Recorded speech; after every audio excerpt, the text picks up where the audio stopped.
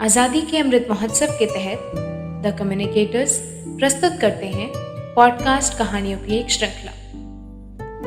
अगले 75 दिनों तक हम सुनेंगे 75 स्वतंत्रता सेनानियों की कहानियाँ। आज की कहानी है बिपिन चंद्र पाल की, दिव्या सिंह की आवाज़ में। बिपिन चंद्र पाल का जन्म 7 नवंबर 1858 को अविभाजित भारत के हबीबगंज जिले में एक संपन्न कायस्थ परिवार में हुआ था। उनके पिता का नाम रामचंद्र और माता का नाम नारायणी देवी था।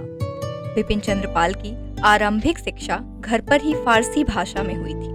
उन्हें कुछ कारणों के चलते ग्रेजुएट होने से पहले ही अपनी पढ़ाई छोड़नी पड़ी। कोलकाता की एक पब्लिक लाइब्रेरी में उन्होंने लाइब्रेरियन की नौकरी की।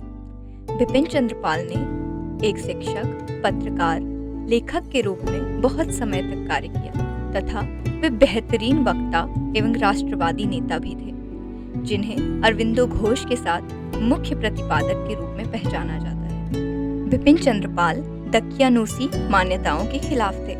उन्होंने एक विधवा महिला से विवाह किया था, जो उस समय एक अचंभित करने वाली बात थी, क्योंकि उस समय दकियानूसी मान्यताओं के चलते इसकी इजाजत नहीं थी और इसके लिए उन्हें अपने परिवार से नाता तोड़ना पड़ा था। कांग्रेस के क्रांतिकारी देशभक्त यानी लाला लाजपत राय, बाल गंगाधर तिलक और बिपिन चंद्र पाल यानी लाल बाल पाल की तिकड़ी का हिस्सा थे। 1905 में बंगाल विभाजन के विरोध में अंग्रेजी शासन के खिलाफ इस तिकड़ी ने जोरदार आंदोलन किया, जिसे बड़े पैमाने पर जनता ने समर्थन दिया था। लाल बाल पाल की तिकड़ी में शामिल ये नेता अपने गर्म विचारों के लिए मशहूर थे, जिन्होंने तत्कालीन विदेशी शासक तक अपनी बात पहुंचाने के लिए कई नई तरीके इजाद किए थे, जैसे मैनचेस्टर की मीलों में बने कपड़ों से परहेज करना, ब्रिटेन में तैयार उत्पादों का बहिष्कार करना, औद्योगिक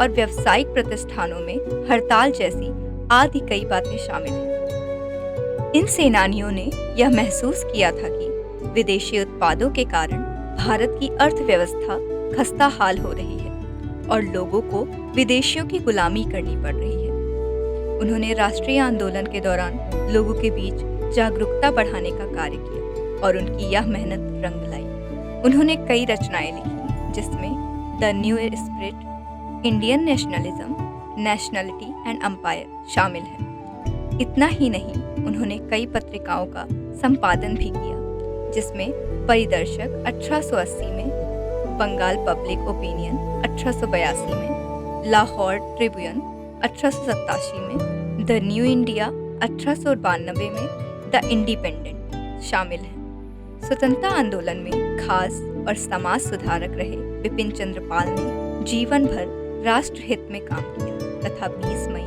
1932 को उनका निधन हो गया। तो दोस्तों, ये थी कहानियाँ देश के महान नायकों की। ऐसे ही और किस्सों और कहानियों को सुनने के लिए जुड़े रहिए द कम्युनिकेटर्स के साथ। जय हिंद, जय भारत।